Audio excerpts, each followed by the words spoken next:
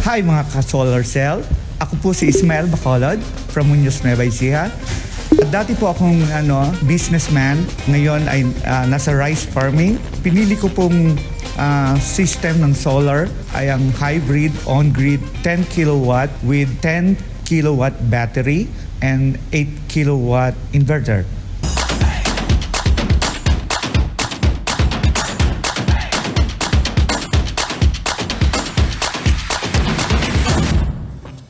Nakilala ko po si Solar Cell PH sa pamamagitan ng paghahanap sa Facebook na hindi pa ginagawa itong bahay. Nasa planning stage pa lang.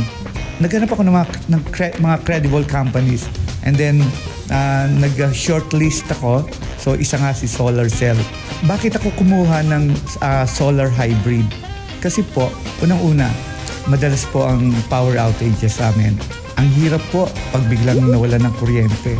Nalaman ko rin po na ang 10 kilowatt battery ay halos tatagal sa aming pangangailangan, especially during the night.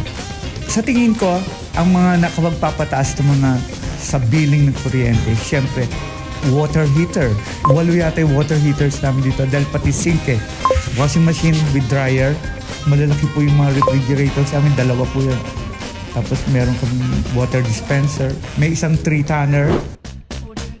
Dito sa living is may 2.5.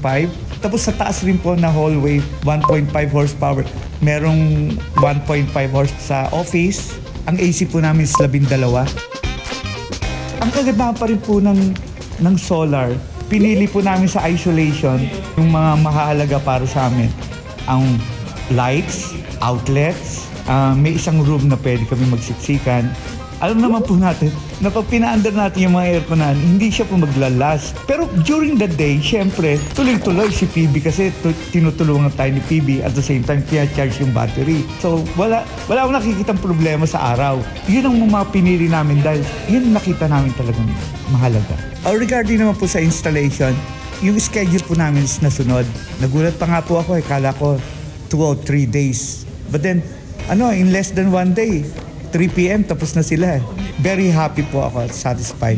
And then after that, may apps pala na pwedeng i-download. Kaya namomonitor ko po production, consumption, everything. Regarding sa mga power outages, ang madalas talaga during summer, with this solar system, meron kang peace of mind. Hindi ka kinakabahan palagi. So sa mga homeowners naman, sana i-embrace natin yung bagong technology. Hindi lang pala farm crops ang mga hina-harvest.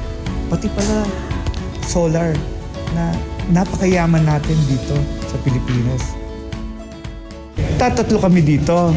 So hindi naman magsasabay-sabay na naka-on lahat yung aircon. Gamitin natin itong 300, sobra-sobra yung production eh. Sayang.